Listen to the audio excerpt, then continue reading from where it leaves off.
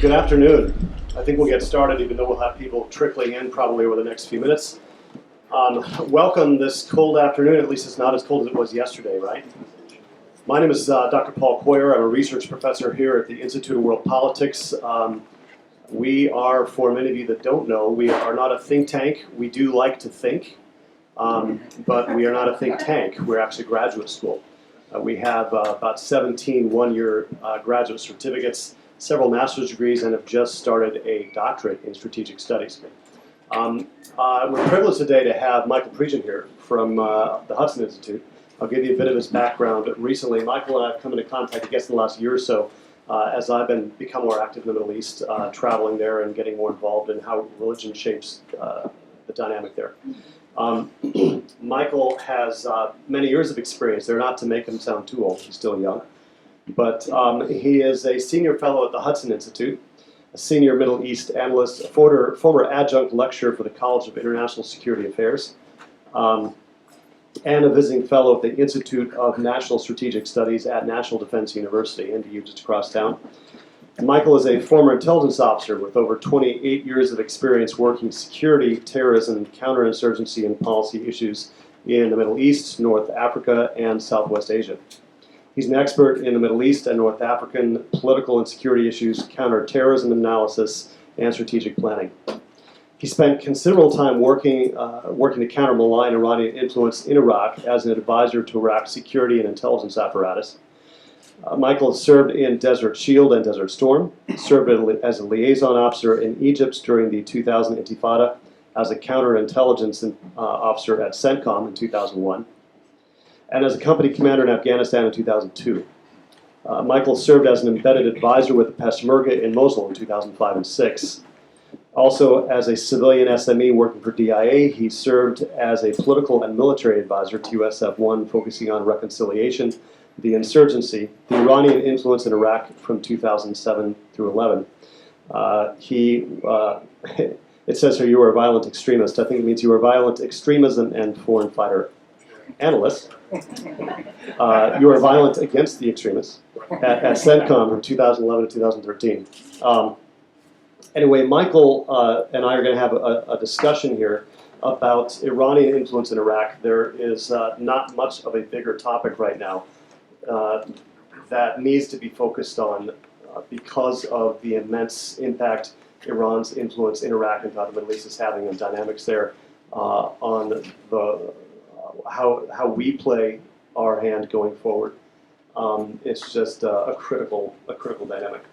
So, Michael, why don't we start by, I'll just turn things over to you for maybe a 5-minute overview. What are the highest points, the most important things we need to focus on right now about Iran, going back a few years to your experience we were talking about earlier, and what we need to focus on right now? Okay. Thank you, Paul, for having me. Can you hear me okay? And thanks to the Institute of World Politics for having me as well. So the key takeaways right now are basically 10-year-old Sunni Arabs in Iraq and Syria are going to want to kill 10-year-old Americans 10 years from now because of this campaign, not only the Iraq War as it began in 2003, but this campaign to defeat ISIS. So the key takeaways when it comes to Iran is Iran was never in Iraq to defeat ISIS. Iran is not in Syria to defeat ISIS. Iran was in Iraq to defeat future Sunni threats from Iraq and also to establish itself in Iraq's political, economic, and security apparatus. And that's why we have Iran in Syria, and that's why Israel is willing to strike IRGC Quds Force targets in Syria because of this.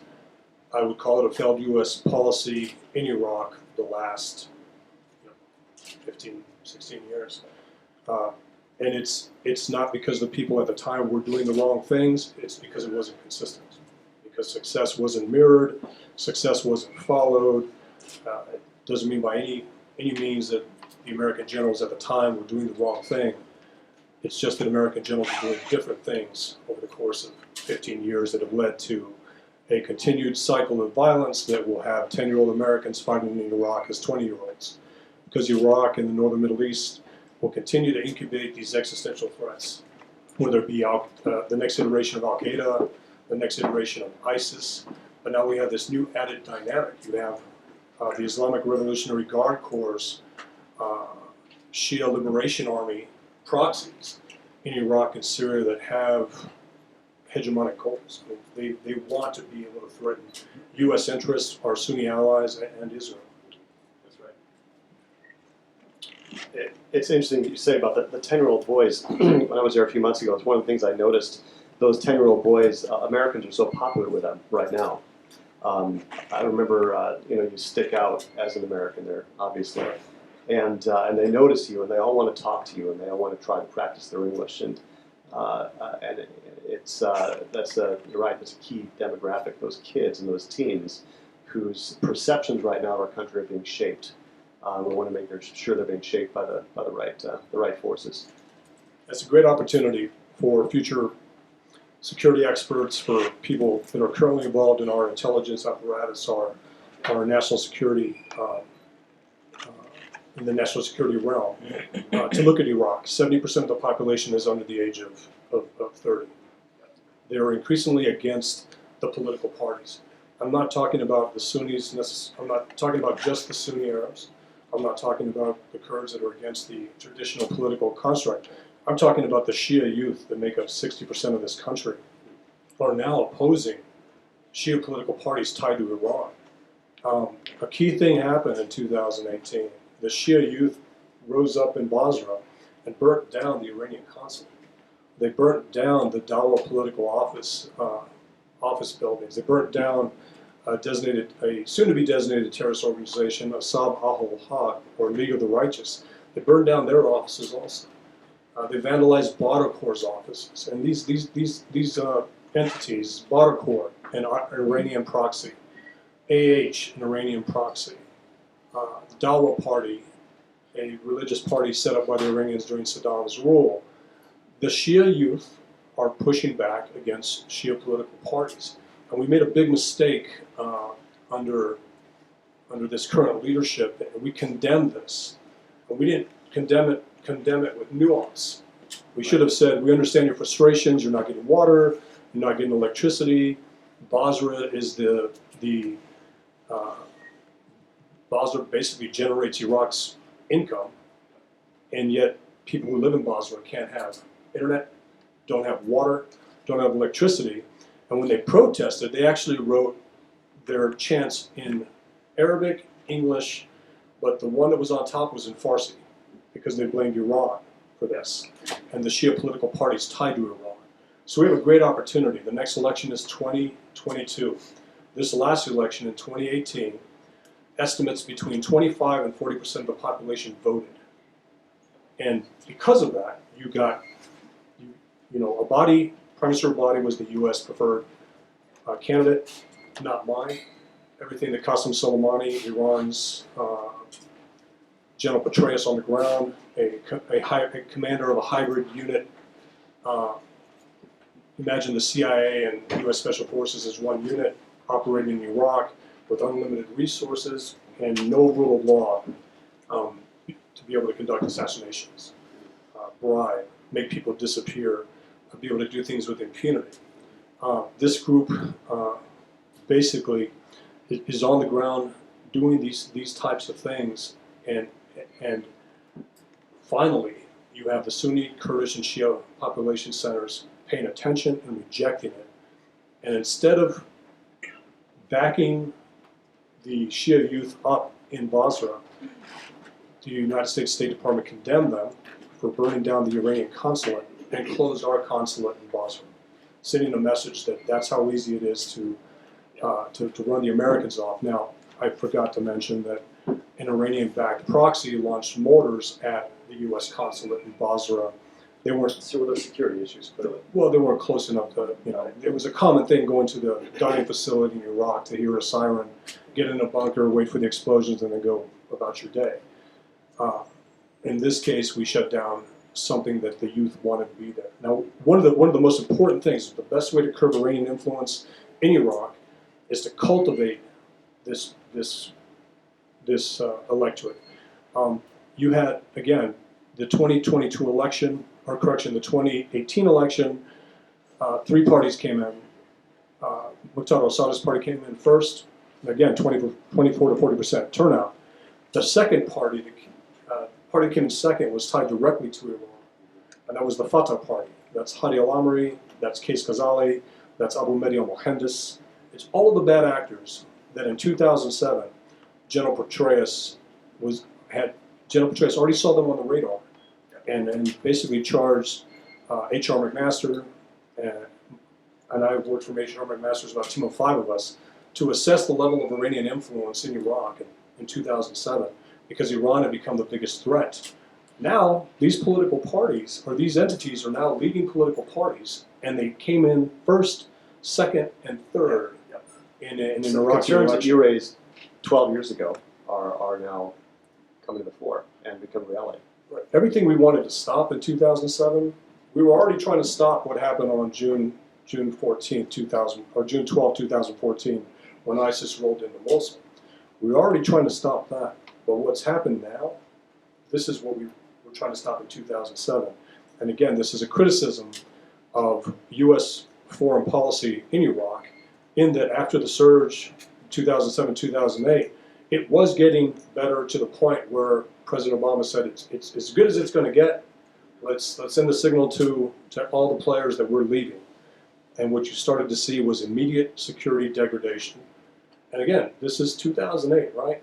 We have 20-year-old Americans in Iraq now, 10 years later, fighting ISIS and now being threatened by Iranian militias. This will continue to repeat itself.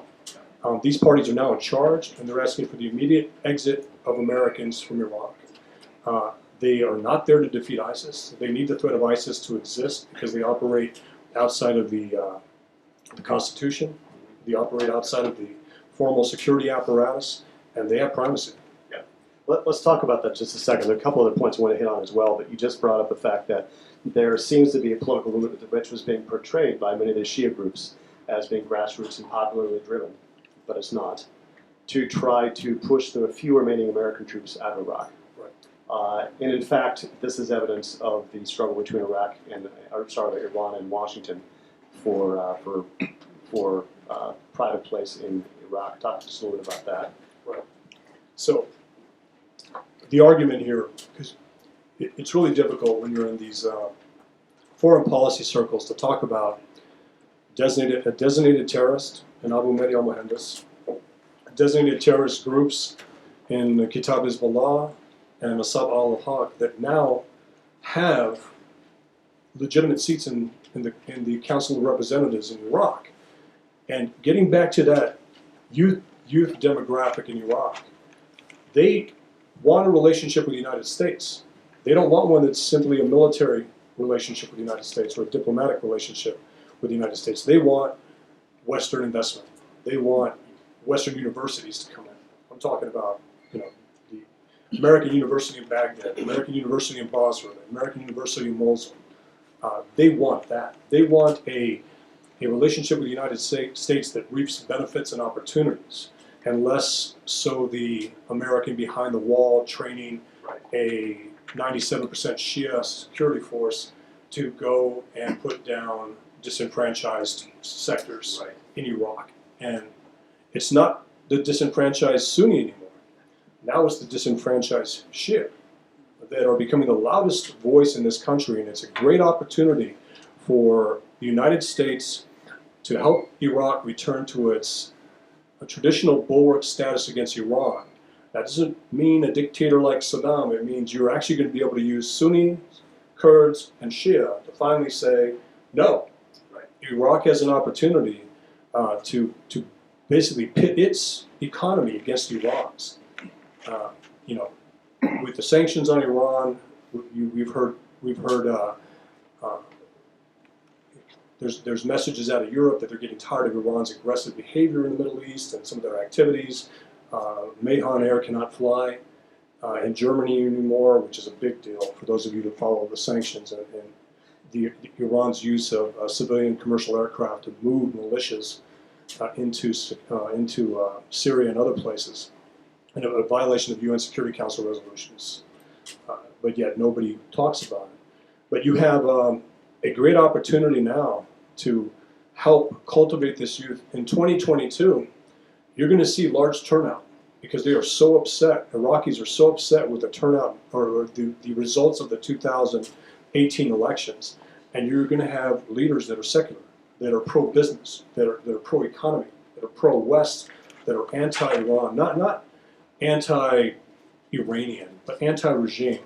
And I get the argument. I talk to a lot of people about Iran. I say, well, Mike, you got to understand, they're neighbors. They share a border. I go, well, the Islamic Republic of Mexico doesn't decide who our president is. You know, the Islamic Republic of Canada doesn't have primacy over our security forces. So that's the dynamic. I want Iran to have a Canada-U.S. relationship with Iraq. Not the one that they have, not the one that Russia has with Ukraine, not the one that Pakistan has with Afghanistan, right? Not the one that Iran has with Iraq. Well, that raises another issue, that of Iraqi nationalism. Right.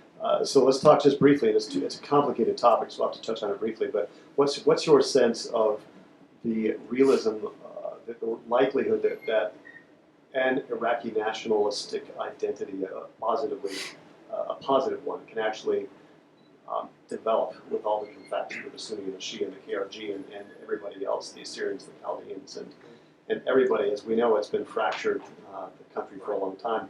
And 100 years ago, coming out of the dissolution of the Ottoman Empire, it never has been a really cohesive nation, except when it was forced to be under Saddam. So what are some steps you think that can be taken to create that sort of, and to build on positive trends to develop that sort of a sense of national identity and cohesiveness? Well, it's not for the U.S. to decide to do that, but it is for the U.S. and the West to cultivate, not cultivate, but highlight this growing leadership in this country that is against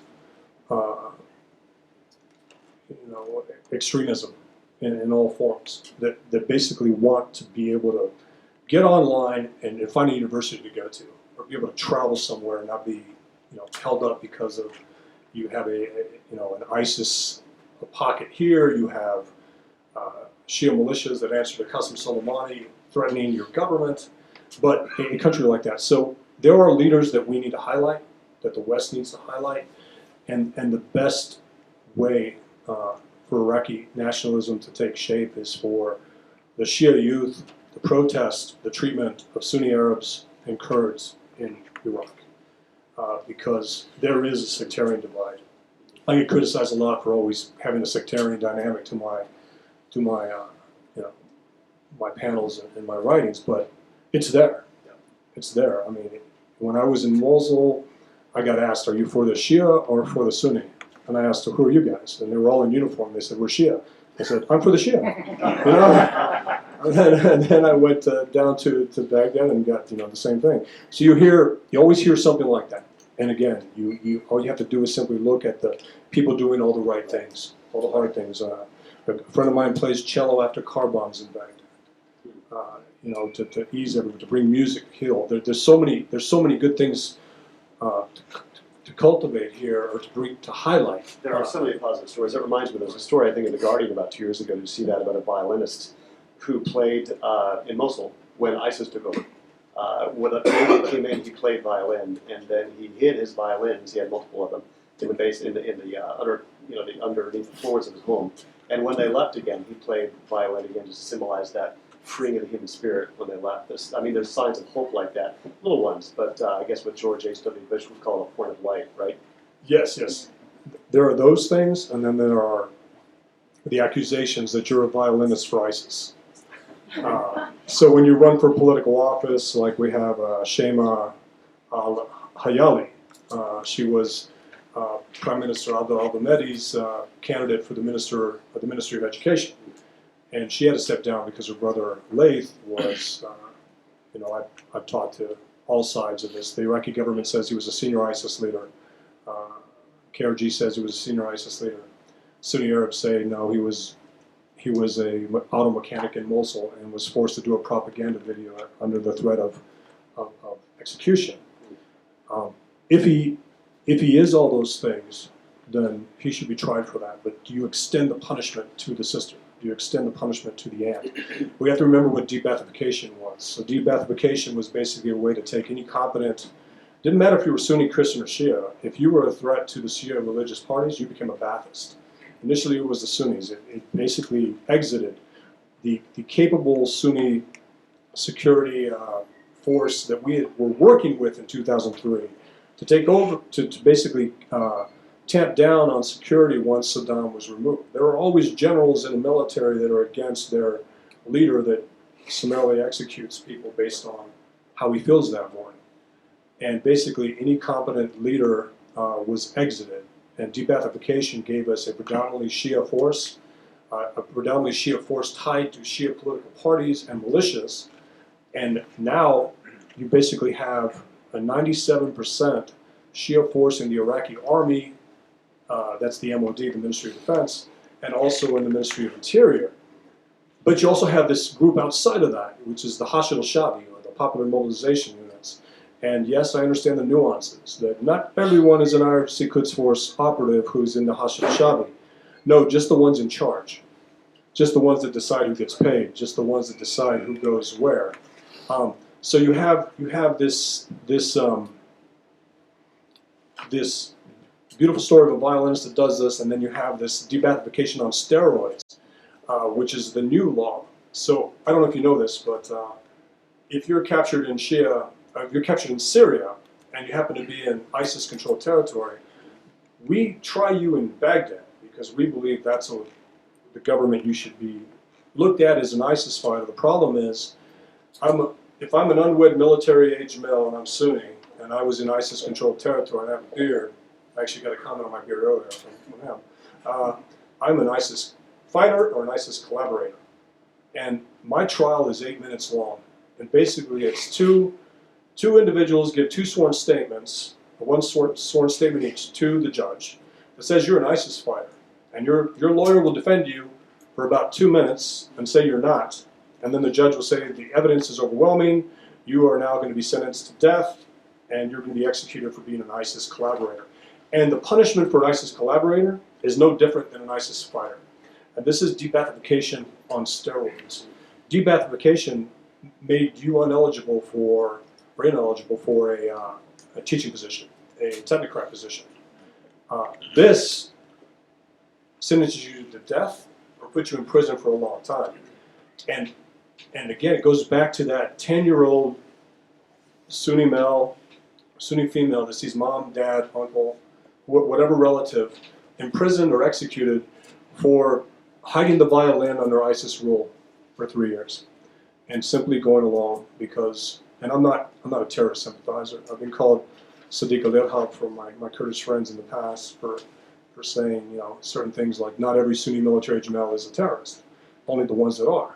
The problem is when you look at how do you reform somebody. So I got asked a great question the other day. Do you believe that a terrorist can be reformed? I said, I do, because you can have Sunni Muslim scholars talk to somebody who's a terrorist and say, you shouldn't do this. But what do you say to the guy who's not a terrorist that simply is there for the revenge factor? That's there because his mom, dad, uncle were basically killed in a U.S. airstrike against one ISIS sniper where we dropped a 500-pound bomb on a building that had 60 civilians in it, yet we killed the ISIS target.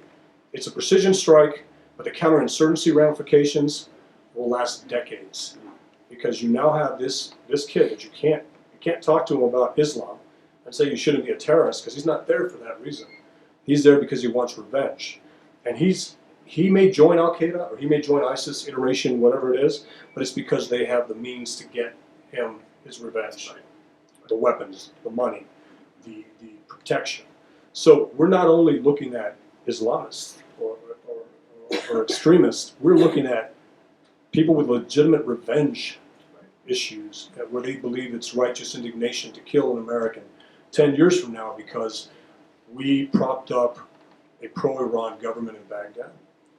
We condemned the Shia youth for burning down the Iranian consulate after it basically ordered its Iraqi Shia militias to use live rounds to suppress protests. These are all the things that we ignore, and it's very difficult. I spent some time in Manama, Bahrain, during the Manama dialogues, listened to General Mattis speak. General Mattis said something that was very eloquent, but it resonated with me. He said, my job is to give diplomats one more hour one more day, one more month, one more year to do their jobs. And that's exactly what he did by not addressing the creeping Iranian influence in Syria, by saying that there is no land bridge in Iraq, by saying that the JCPOA did not fuel Iranian terrorism and did not prop up Assad. And these are all things that we now see have, things that actually happen. The thing about what he said is his biggest concern was putting American soldiers at risk, getting them killed in 2 years, but you ensure that the next Secretary of Defense has to do that because of all the things you didn't address when in that position. We have an over-reliance on transient political figures, and it's the way our democracy is built. It's a good thing that we have change out. The problem is you get 2 years out of somebody, and then you get 2 years out of somebody else, and we have this ebb and flow to our foreign policy in the Middle East, where all of our adversaries have the same one for 40 years when it comes to Iran. Right, which gets also to many times the lack of American long-term strategic continuity in our plans. I wanted to shift just a little bit, but running off of something you said about public opinion turning against, as a pendulum against the Iranians right now, which really is true, not just in the South, but in a lot of places in Iraq. In Iran as well. In Iran as well. Yeah, no, absolutely, in Iran as well. And so you have an opportunity, which we may or may not use wisely. Let's talk about Muqtada al-Sadr just for a minute, because he's a key part of the dynamic that a lot of people here, I'm sure they're interested in following the country, know about and read about. Talk about him, his version of Iraqi nationalism, whether or not he, you think, can provide some sort of positive leadership to Shia youth that we've been talking about.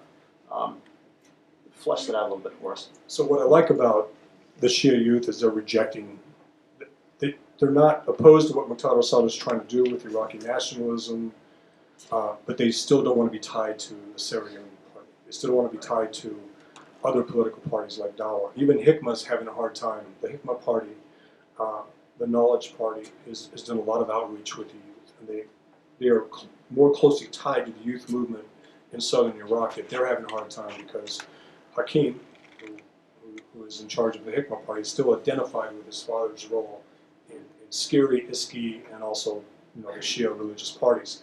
So Muqtada al-Sadr, do you know who Muqtada al-Sadr is? So Muqtada al-Sadr is somebody that we actually had to hide from his followers that he was actually in Iran, because his followers tend to be very anti-Iran. His Shia militia men, Jaish al-Mahdi, now Saraya al-Salam, against Iran, but Sadr is not. Okay, Sadr is tough in rhetoric. He says the right things, and then he goes to Iran and apologizes for what he just said in Iran. Everybody talks about what a great move it was for Muqtada al-Sadr to go to Riyadh to speak to Mohammed bin Salman. Nobody talked about the fact that he went to Tehran 3 days later to apologize for that trip. The problem I have with Muqtada al-Sadr is he's not who we hope he could be. Saddam didn't kill Muqtada al-Sadr for a reason. He said there was no need to.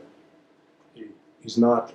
Case Ghazali, if you look at Case Ghazali's interrogation reports that have been unclassified, nobody respected Muqtada al-Sadr. He's considered irrational, but he's not stubborn. He can easily be swayed with money. I hope to be wrong, but I think that somebody who's been that way for as long as he has, I think the only thing that would change his mind would be if he married a strong woman. Maybe he could change his mind then. But Muqtada al-Sadr is not who people hope he's going to be. In 2006, he was against Maliki, and then Qasem Soleimani got him to support Maliki. In 2010, he was against Maliki, and Qasem Soleimani got him to support Maliki. In 2014, he was against Maliki, and Qasem Soleimani got him to support Maliki. And in 2018, Qasem Soleimani brought him to Beirut to meet with Nasrallah, and they said, who do you want to be prime minister? And they agreed on Abdul al-Mahdi, they agreed on Barham Saleh to be the president, and they agreed on Mohammed Halbusi to be the COR speaker. Not because they were strong against Iran, but because they would not be strong against Iran. All likable men, but there's a difference between a likable guy and an effective guy. A likable person and an effective person. And if you're looking to somebody to push back against Iran, none of them are that. Now, you and I have talked before about the jockeying over the current cabinet, the difficulties in filling it, the lack of somebody still in the Ministry of Defense, the Ministry of Interior, and one of the points you've made in our discussions is that even if you get somebody quote unquote good in either of those positions, in terms of our position in the country vis-a-vis that of Iran, you still have all the mid-level bureaucrats and all the others that are beholden to Tehran that really run the ship. So let's talk, if you would, about that jockeying for those two posts and over the government formation in general, but also about the bureaucratic penetration of modern Tehran. So the key tactic in assuaging American concerns about Iranian influence in the MOD and the MOI and other ministries was to simply put a Sunni in charge of the ministry, and yet have the deputy director control the ministry. And we didn't look below the ministry. The intelligence community did, and those of us that were actually embedded in the ministries basically said this gentleman is actually in charge of this ministry. Every Sunni minister of defense has told American advisors, I'm not in charge of my ministry. Every one of them. You have the thing that's going on in Iraq right now with the security ministries is very interesting. The Hashid al-Shabi already have primacy over the Iraqi security forces. And the reason they have primacy over the Iraqi security forces is because the Iraqi security forces are them as well. What I mean by that is the Badr Corps is Iran's premier proxy in Iraq. They control Iraq's security and intelligence apparatus. Hadi al-Amiri was actually, you have these meetings in D.C. where everything's supposed to be off the record. I can't tell you how many times he was pushed as a potential prime minister for Iraq to see how we felt about it. And those of us that knew who Hadi al-Amiri was said this is exactly the guy Qasem Soleimani wants to be prime minister, because Hadi al-Amiri has facilitated everything that Qasem Soleimani has wanted to do, everything that Mohandas has wanted to do, everything that Qais Khazali has wanted to do. Badr Corps is the legitimate Iraqi security force uniformed representative of the Quds Police. And I'm saying this as a former intelligence officer that actually worked with these individuals and actually briefed one of Hadi al-Amiri's American general advisors. And I said, sir, he's a Badr Corps commander. He said, no, he's not. I said, sir, he is. He goes, no, he told me he's not. I'm like, okay, all right, he's not, but here's all the intel that is. And that general today says that Hadi al-Amiri is a Qasem Soleimani puppet. So it's very difficult to look at the Iraqi security forces, and we go there. I talked to a general who has a key role in shaping the Iraqi security forces and providing weapons and training. And I said, what are we building? Why are we building the Iraq? What do we want Iraq's military to do? And he didn't really have an answer. It was kind of I was like, wow, why are we giving them fighter jets? But it's not for Saudi Arabia. It's not for Syria. It's to put down insurgencies in their own country. I'll never forget General Abdul Kanbar. He was the Baghdad Operations Center commander. He was Maliki's second cousin through marriage, or a relative through marriage.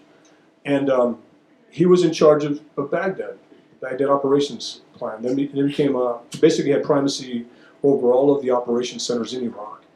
And he wanted artillery. We asked him, why do you want artillery? He goes, so I can aim it that way. And that way was Fallujah, Ramadi, basically Anbar province. It was the Sunni enclaves of Baghdad. And he said, why do you want this? He goes, well, if we ever have a mortar strike in this area, we simply barrage it with artillery and they learn their lesson. Meaning that civilians will rush out and the next time they see a Sunni insurgent with a mortar system and say, please don't do that again. The last time the government killed my family and blew up my house. And they believed that was a pragmatic tactic, something that they should recommend to the United States. You should do this. And they actually recommended that we use our Spectre gunships and other assets against Sunni enclaves in Baghdad, but would not allow us to do the same in jam-controlled areas. So the Iraqi army is built to put down a civilian insurgency. The Iraqi army is built to defeat ISIS. The Iraqi army is only concerned about the areas it cares about. That's why Ramadi was 80% destroyed, Mosul was 60% destroyed, Tikrit was a revenge operation, and Fallujah, which is one of the towns that was held by ISIS early on, was left there for 2.5 years under ISIS control when it could have been liberated within a month if it was strategic to Iran, if it was strategic to Baghdad, but it wasn't. It didn't have infrastructure, it simply was a place to punish. So that's why you had a cordon. So when we talk about what we are looking at in Iraq, we're looking at, I'll just say it one more time, 10-year-old Americans will be fighting in Iraq as 20-year-olds. This time not only against the next iteration of ISIS, but against these IRGC Quds Force militias that now have primacy, freedom of movement, are deployed in Syria, are making threats to hit Israel to the point where Israeli generals are now saying that we will hit IRGC Quds Force controlled militias in Iraq on the Iraqi side of the border because Qasem Soleimani has told them to stage there because if they go into Syria, they are vulnerable to Israeli airstrikes. That brings up a great segue in another issue I want to discuss just for a couple minutes before we get to Q&A.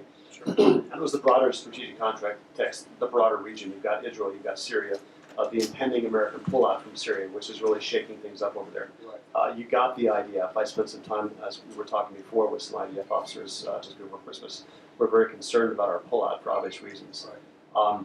Let's talk a bit more about that dynamic. What does the American pullout from Syria mean for what's going on in Iraq? How Israel responds, how Iran is likely to react, etc.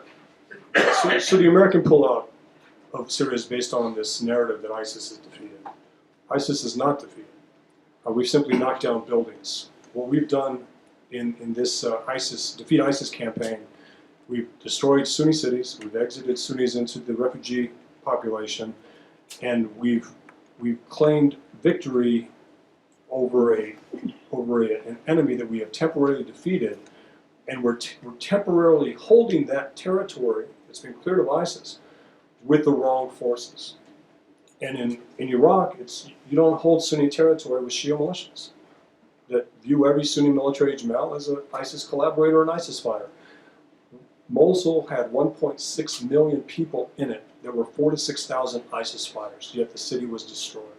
And 1.6 million Moslawis were exited and put into the refugee camps, or the refugee system. In the old city of Mosul, you had an estimated 600 ISIS fighters and 60,000 civilians. That is an incredible ratio. That is for every one ISIS fighter killed, you killed 60 civilians. Based on that, killed or injured 60 civilians. I mean, Human Rights Watch now estimates there's 1 million Iraqis that are missing in Iraq. I mean, that's a lot of people. Yeah. And we don't talk about that. We're not looking at what happens 5 years from now. What happens 10 years from now? What's happening now? So if we pull out of Syria, it's a win for Iran. It's a win for Russia. It's a win for Assad. It's a win for ISIS. It's a defeat for our Kurdish allies. It is a win for a NATO ally that's not acting like a NATO ally. And the president runs the risk of doing what he said Obama did in 2008. President Trump said Obama pulled out of Iraq too soon, and it led to the rise of ISIS. If the president pulls out of Syria, he's facing an ISIS resurgence ahead of the 2020 elections. And we're already seeing that. ISIS is alive and well in Iraq, in Diyala and Salahuddin provinces, in Syria and previously held territory. There's still an ISIS presence on the border. And the thing about this is, the president is right to criticize the Syria policy because it wasn't working. Our Syria policy is supposed to defeat ISIS and exit Iran. We don't have force or the strategy to do either. We are working with the SDF in northern Syria to hold territory, and they've been a very capable ally in defeating ISIS, but they're the wrong hold force because they're going to look to bargain held territory for concessions from either Damascus, working with Russia and Iran to get the assurances that they will keep them from being targeted by Turkey. There's all sorts of things there. But the one thing that worked in the surge, and again, this is why I criticize U.S. foreign policy, is you don't repeat success, you don't mirror success. The surge used Sunnis, basically had 105 static Sunni military-age males point out who Al-Qaeda was, point out, protect their neighborhoods from Shia militias. They were a static force. General Flynn, General McChrystal, Mattis, McMaster have all said the best way to defeat a Sunni insurgency is with Sunnis, Sunni males, and Sunni intelligence. So Sunni males, military-age fighting males, and Sunni intelligence. And this ISIS campaign never sought to use the Sunnis that Maliki exited from the Iraqi security forces to kill ISIS in Iraq, and never built a Sunni force in Syria. The biggest problem here is ISIS is alive and well in northern Iraq. Reconstruction funds are not going to rebuild Ramadi and Mosul, because why give ISIS something back to take over? The argument is almost, let's destroy it so ISIS really doesn't have anything to fall back on. And Ramadi's an example of that. Yet ISIS is still there. All right, we I think need to start going to Q&A, because I suspect with a topic this big there are going to be a lot of questions. So let's start with you, sir, in the back. Yes. Corner back, blue shirt. He'll see if he can, how close he can get to you with the boom. Okay. Just go ahead and try to project. The question I've had, I actually was in Baghdad in '04 with the OGA, but I've always wondered that maybe the former vice president was correct that Iraq should have three, broken three ways. The obviously British and French screwed up the Middle East 100 years ago. But I'm wondering, is there any possibility that Iraq could evolve into a loose federation of Shia, Sunni, and Kurd, like semi-autonomous regions? Is there any possibility of that happening? Not without violence. The problem is Iraq's like an iPad.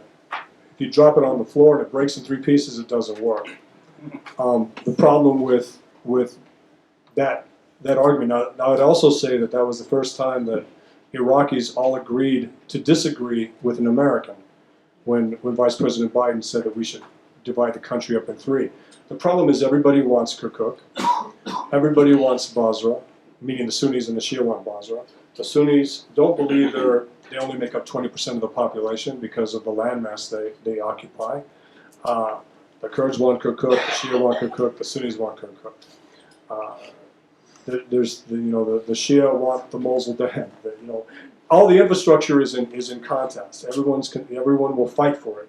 And right now the Shia government has primacy, and they are in those areas. They're in Hawija. They're where the infrastructure is. Remember that when ISIS rolled into Mosul, the first place Iraq went to was the revenge operation in Tikrit, where ISIS executed 1,400 Shia cadets. And they went there because that actually symbolized where Saddam Hussein was from, where the Sunni resistance was from, and they went in there and they decimated the place. And it was I didn't decimate the place, where 1,000 ISIS fighters actually held territory until we finally brokered with Baghdad that we would bring in U.S. airstrikes to do things. So the government now can decide whether that happens. There will be no Sunnistan, there will be no Kurdistan, unfortunately, because you have the PUK is now sided with their traditional ally, the IRGC, Quds Force in Iran. I don't want to say ally, but if you have to look at what happened after the Gulf War, you literally saw the IRGC, Quds Force, and the PUK working against the KDP to try to seize Erbil, and then you have that split. So you have all these factions that are vying for the same territory. So the partition can't happen without violence, and right now there's only one player in the country that can decide what happens, and they're in charge. Right here in the middle, yeah. You, sir, front row, yeah. Hi, my name is Chris Orr, and as I kind of hinted at prior to the start of this lecture, I just came back from Balad Air Base, working with Sallyport Global, working as a contractor, providing security training and mentoring to the Iraqi Air Force in support of their F-16 fighter jet program. Right. And I hasten to add, I'm also a proud IWP donor. That long preamble aside, going back to the early part of your lecture, Mike, when you talked about the, I guess, kind of a resurgence, for lack of a better word, of pro-Western, pro-business elements in Iraq. Do you foresee the possibility of Dr. Ahmed al-Chalabi making a political comeback anytime soon? Because I know National Review was a big advocate of him before Saddam's fall. we basically rode the Badr horse into Iraq, and Ahmed Chalabi was part of that whole thing. I mean, that was the biggest problem. We had this simple calculation: who hates Saddam as much as we do? And it turned out to be Iran. And so we picked Iraqi parties tied to Iran to go in. It's the opposite. It's like George Costanza in Seinfeld. You know, if I act this way, then I'll actually have a better day. It's the first time I've heard a Seinfeld analogy for Iraq. Claire, and then this gentleman over here, but Claire first, go ahead. Yeah, thank you, Paul and Michael, it's really good. You didn't exactly say so, but isn't the picture you're painting of Iran through Qasem Soleimani and the Quds Force, working with the Hashd-e-Shaabi militia units, as well as these various political parties, isn't that model just like what they did in Lebanon in creating Hezbollah? And I mean, isn't that where we're going? We've seen this movie before, haven't we? Exactly, Claire. So basically, the Lebanese Hezbollah model is why we have all of these Iraqi Shia militias in Iraq now. But something accidental happened as well. The Badr Corps model is now being used in Lebanon with the Lebanese armed forces. And that is basically saturating senior level officership, the ones that decide, with a pro-Iran, or at least intimidated by Iran, Lebanese Hezbollah cadre, that while you can argue statistics that the majority of the LAF is not Shia, nor is it tied to Lebanese Hezbollah, there are enough leaders that are sympathetic, intimidated by, or influenced by. And again, what are we building the Lebanese armed forces to do? Is it to go after Israel? No. Is it to go after Jordan? No. Is it to go into Iraq? No. It's to protect itself from a civilian terrorist threat, which is Lebanese Hezbollah. And in Iraq, we're building the Iraqi military to go after terrorist groups. The problem is they're not going after Iranian terrorist groups. So when we assess the capabilities of an Iraqi security unit, it's whether or not they're effective against a Sunni terrorist group like ISIS or Al-Qaeda. We've never asked them to go after the Quds Force. We've never asked them to go after. Now, when I say there are examples, you know, the Charge of the Knights, things like that, where Maliki went after Shia militias, but let's be clear, Maliki went after Muqtada al-Sadr. General Othman, when he was the 8th Iraqi Army Division Commander, went after Jam because he was a Badr Corps officer. He was tied to Badr. And it's things like that. I mean, he's a great American. I know he's an Iraqi, but we still give him that tag, great American, because he'll go after both groups when Jaish al-Mahdi was a problem. The thing is, the Iraqi army, there's not one unit in the Iraqi army that's willing to go after an Iraqi Quds Force militia, and now you basically have this freedom of movement, the Lebanese Hezbollah model, where all services are credited to the Hashd al-Shaabi. They can get there before the government can get there and provide services. They provide security. They decide who comes back into Sunni areas. They're not allowing a Sunni refugee return to their cities. And it's exactly that. Which caused, I'm sorry to interrupt Yeah, you, sure, so, sure. which caused me to ask then, from your perspective, how successful do you think they're being in actually ensconcing themselves and building popular support for them through the provision of services, through this model that Claire's rightfully pointed out? The popular support, I mean, 80% of this country is against the Iranian influence. Right. The Shia political parties do not care. The militias do not care. The Iraqi security forces do not care. They decide. This is something that we learned when Saddam fell. Saddam was able to keep security in the country because he could make people disappear in the middle of the night. And there was no payback. There was no rule of law to hold him accountable. That is Iraq now. People can disappear in the middle of the night, and we'll say, yeah, we're looking into that, and there should be an investigation. We have so many disappeared Sunni military males from this ISIS campaign, and yet there are no results from investigations and findings that both State Department and the Iraqi government under a Prime Minister body said they were looking into. So because you can make somebody disappear without repercussions, nobody cares about what the population thinks. They certainly don't care what the Sunni population thinks. They don't care what the Kurdish population thinks. And they need to care what the Shia youth think, because they are going to be a force in 2022. I would agree. Sir, you got a question? Yes, my name is Reza Saidi. I'd like to know what's the role of Saudi Arabia, which is missing in this discussion. Yes. Because Iran and Saudi are always competing together. So Yes. if we don't talk about Saudi, we missing the formula. I'm happy to talk about Saudi Arabia. Saudi Arabia needs to develop its own Qasem Soleimani, its own Iron Secrets Force. They don't. People talk about Saudi Arabia's budget versus Iran's budget, and the Saudis have, what, 5 times the budget of Iran on defense. Yet what's more effective?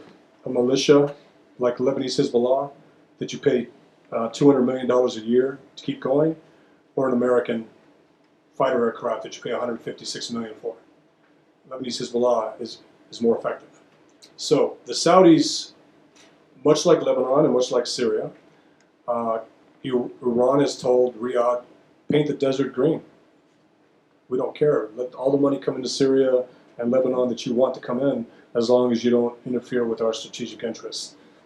And this isn't a criticism of my Saudi friends, but Qasem Soleimani marries his proxies, and he decides if they get divorced. Saudi Arabia says, inshallah, you're going to love me forever, and it doesn't happen. There is no, I don't want to say Qaslan, that the Saudis are lazy when it comes to foreign policy, but the one thing that is so consistent is the questions asked. How many of you want to fight Assad? And 5 groups raise their hands and they receive Saudi money. And yet they don't do anything that benefits or further benefits Saudi's strategic interests. Saudi Arabia can give Muqtada al-Sadr a salary. Saudi Arabia can give him money, and he is going to do nothing that interferes with Iran's strategic goals in Iraq. Now, everybody says it's Najaf versus Qom. And yes, there is the religious pushback against Iran's influence in Iraq. However, every pilgrimage to any place in Iraq is facilitated by Iran. The Iranian tourists. Iran had a capability of building airfields and airports and providing more electricity to Iraqi civilians than its own government did. And, I think Saudi can do a lot more, but it needs to have a consistent strategic message. But Muqtada al-Sadr is not your guy. And the one thing we talked about Iraqi nationalism, Iraqis are very proud. I mean, people talk about our Sunni regional partners need to do more in Iraq, and Iraqi Sunnis will say, no, we got this. Just let us do it. Give us the weapons, give us the funds, give us the intel, and we can do it. The problem is that the scope of what they want to do is take back Baghdad and kick Iran out and take over the country again, instead of killing ISIS and cultivating charismatic leaders. But unfortunately, with de-Baathification and this new ISIS law where by 3 degrees of separation, if your third cousin was an ISIS member, it will affect you. And with those tools in place, de-Baathification, the accountability and justice law, the terrorism law, and this new ISIS law, any charismatic Sunni leader that is developed or is championed by the Saudis or Sunni regional allies will become a target of the government, and some charge will be levied, whether a former Ba'athist, friend of ISIS. There's too many tools at their leisure to discredit, to disenfranchise, and to target charismatic Sunni leaders. Which makes it difficult, you're saying, for a Sunni leader to rise. So we just saw the female candidate for the Ministry of Education. I talked about her earlier.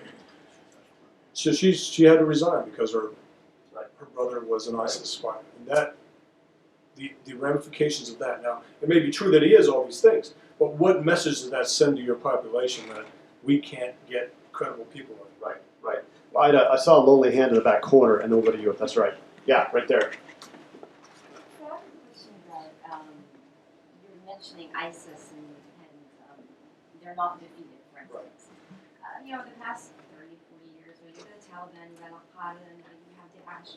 I mean, they're obviously after they're gone, they're not cool anymore, somebody else is going to be picked another name, for instance. You have a region where you have a large locale. Let's just assume for a second it's completely wiped out, everyone's taken out. But you have some of the most radicalized members of Daesh coming from the UK, France, and Belgium, who are allies, who are going to be wiping them out. What point do we consider ISIS defeated? Yeah, that's a great question. Well, I mean, partly it's a great question. You might want to remember this too, but partly it's a great question because of the set and some of the teachings in Islam that go back so far from that you get ISIS, Daesh, and Al Qaeda to point to, it's difficult to wipe out those belief systems and those structures that give rise to this. That would be my initial response to that. Yeah, this is just the way it's going to be from now on. There will be more iterations because It might be a different name, but it will be a different name on the same basic thing. and the thing is, it'll be a different name, yet none of them go away. Right. Al-Qaeda is still there. ISIS is operating the Al-Qaeda model. It's assessed to be anywhere between 30 and 40,000 ISIS members between Iraq and Syria. They're operating at a higher level than Al-Qaeda ever operated at in Iraq. And that's what happens when you simply just knock down buildings and call it defeat. We knocked down buildings in Fallujah in 04 and 05 and never claimed victory over Al-Qaeda. In fact, we quickly learned that we just fueled the insurgency, that we just created more recruits for these terrorist organizations. So it's not only defeating the ideology, but it's going back to my point earlier. How do you deal with the Sunni military ijma that's 10 years old today, that's 10 years from now, who's not an Islamist, who's not a terrorist, but wants revenge, and these entities are the ones that can get them there. And that's what we are going to be dealing with, because we form temporary alliances for temporary solutions, and it ends up with this permanent cycle of violence that we continue to have to address as different generations. And this is just a new way to go. If we would have simply told the Taliban, we're going to be in Afghanistan for 17 years, we probably would have beat them in the first 3. If we would have said that in Iraq, but we go in telling the enemy when we're going to leave. And the enemy has a clock that's much different than ours. The JCPOA was supposed to keep Iran from a nuclear weapon for 10 years. In 2015, we're in 2019 now. In 6 years, they were going to be able to have a bomb in that. And they were comfortable with that because 10 years to them is 6 months to us. And that's what you get when you have a consistent foreign policy that goes for 40 years and you have a U.S. policy that changes every 2 years. I will say it right now that I predict a hard turn towards Iran by Baghdad if the president doesn't get reelected. Because the president is the only one that really cares about this. And I'm not saying he cares perfectly. I'm just saying that his Secretary of State does. And the Secretary of State has gone to Baghdad many times and mentioned Iran in every sentence that he's had.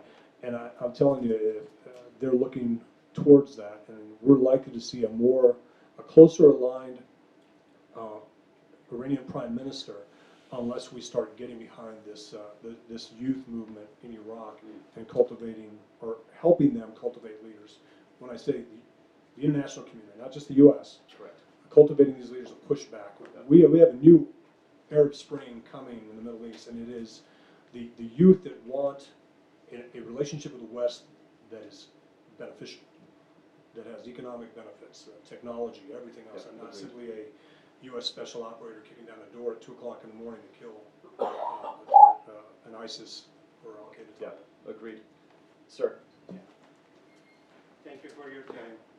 Mr. Kurt from Kurdistan TV.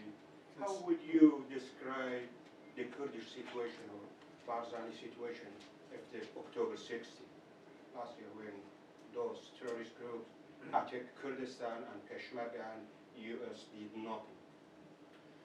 It came on the eve of the president designating the IRGC Quds Force as a terrorist organization. Qasem Soleimani rolls in with Asab al-Haq and Kataib Hezbollah and the Iraqi counterterrorism, federal police and counterterrorism services to basically forcefully take back Kirkuk as punishment for the referendum. And it was it's another thing we haven't talked about today, is we keep abandoning allies. I mean, the Kurdish Peshmerga were a staunch ally in the fight against Al-Qaeda. No American died in Kurdistan. No American, unless the recent ISIS fight, of course, an ISIS fighter killed somebody on the outskirts of Kurdistan as we were moving into the ISIS offensive. But this recent betrayal, these examples of recent betrayal, the Kurdish Peshmerga in Iraq, and now the YPG in Syria. It's going to be really hard for U.S. special operators and advisors and future secretaries of defense to get a proxy force on the ground to be an ally, because that's the way we're going. Because of our public, our media, our war fatigue, it'll be U.S. air power, intel, and advisors with a proxy force on the ground. And that proxy force cannot have recent examples of betrayal when we're asking them to do very difficult things over an enemy, like you said, that never goes away. That brings up another point I'll just make very briefly, that strong, long, enduring relationships between nations that are beneficial to both are far deeper than just the security force level and at the elite policy-making level. They're cultural, they're deep economic relationships, and anyway, I would agree completely with what you're saying. I saw a couple of hands back there. Jack. Yeah, thank you. This is related to a previous question. I appreciate your reference to the 10-year-olds. My question is, I have a grandson in March. How about the children born this year, in March and April? What are they going to be doing in Iraq in 20 years? Or, in other words, the question is, how long, in your analysis, is this going to last?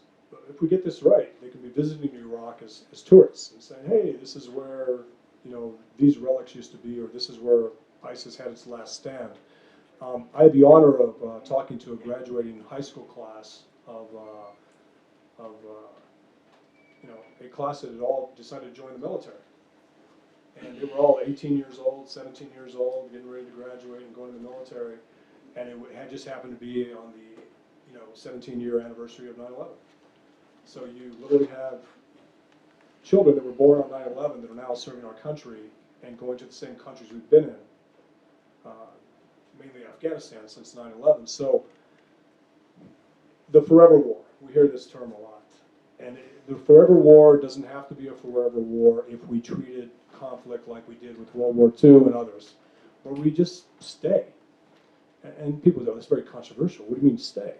Well, stay. Get your embassy in there, get some bases in there, you know, make Iraq, you know, Japan.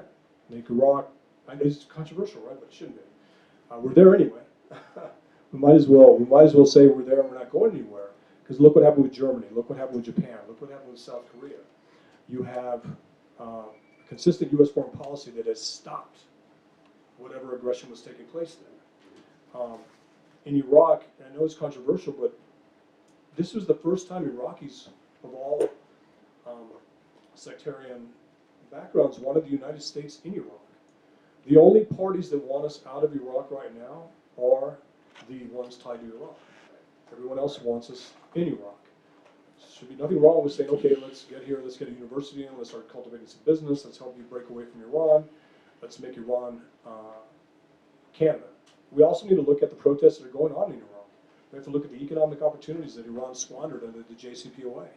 We've got to listen to Iranians, and the international community has not put a spotlight on these leaderless protests across the country that the regime is very concerned about. We're coming up on the 40-year anniversary of the regime, and they are in trouble. The sanctions are working. They're about to lose Europe. They're trying to offset U.S. sanctions by using Iraq's economy, and that's something we need to pay attention to because Iran has permeated Iraq's economic, political, and security That's something sectors. we didn't talk about very much, that Right. neo-colonial parasitic relationship. All right, unfortunately we're out of time. This is such a complex topic and we could spend easily another 3 hours here, although I'm sure you all eventually want to go home and get dinner. So we're going to have to end it now. Michael and I will stick around afterward to talk informally if you all want to come up here and talk to us. But for now, join me in thanking him for coming and spending his afternoon.